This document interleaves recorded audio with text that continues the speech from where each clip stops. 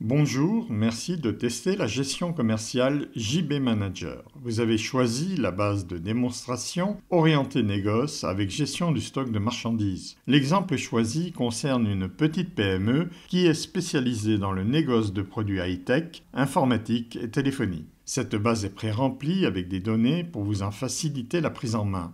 Sous l'onglet Contact, vous trouverez les prospects, ici un seul en l'occurrence, des clients, et quelques fournisseurs.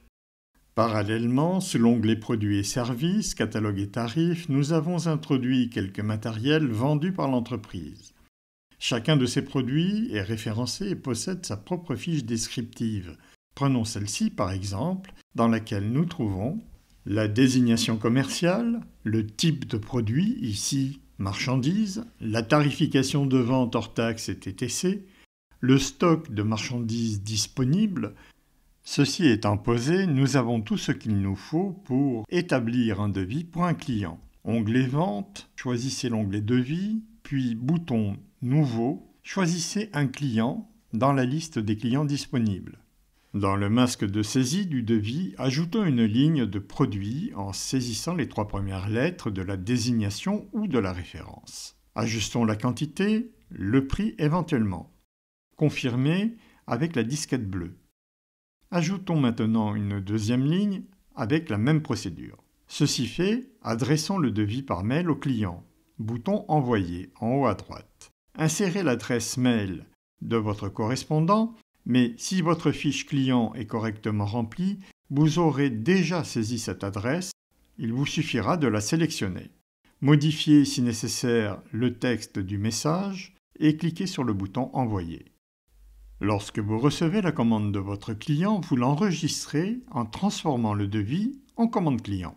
Lorsque vous êtes prêt à honorer cette commande, vous passez à la livraison en transformant le bon de commande client en bon de livraison.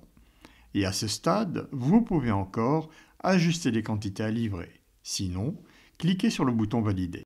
Le bon de livraison a défalqué les produits du stock. Pour le vérifier, un clic sur la désignation du produit nous renvoie directement dans la fiche du produit, où nous pouvons vérifier le mouvement de stock. Le mouvement le plus récent se trouve en haut. Il s'agit bien ici de notre dernier bon de livraison. L'étape suivante consiste à facturer le bon de livraison. À l'aide du bouton Facturer, vous transformerez le bon de livraison en facture provisoire. Cette facture est entièrement modifiable et même supprimable sans aucune conséquence. Si tout est correct, vous pouvez passer à l'étape suivante qui est la confirmation de cette facture provisoire en facture finale, dont le numéro sera cette fois officiel et suivra la numérotation incrémentée réglée dans les préférences de JB Manager. À ce stade, vous pouvez encore modifier cette facture finale. Mais attention, notez que les documents liés comme le bon de livraison ne seront pas mis à jour rétrospectivement. Et si vous supprimez cette facture, vous devrez réutiliser le numéro. Nous venons de voir la facture provisoire, appelée facture brouillon dans JB Manager. Puis la facture confirmée, finale, avec un numéro incrémenté officiel. Nous avons un troisième niveau de facture, c'est la facture comptabilisée, qu'elle soit réglée ou non réglée. Cette facture est inamovible, non modifiable, non supprimable. La seule manière de l'annuler, c'est l'établissement d'un avoir. Nous arrivons à la dernière étape du cycle de vente qui consiste à saisir le règlement de cette facture. Rendez-vous dans le menu Opérations et choisissez l'article Enregistrer un règlement. Dans la fenêtre, saisissez les caractéristiques de ce règlement, à commencer par la date, le montant, le mode de paiement, l'échéance s'il y a lieu, la référence du paiement, la banque éventuellement si vous l'avez déjà renseigné dans les préférences de JB Manager. Si vous avez numérisé un chèque ou un effet, vous pouvez le joindre ici.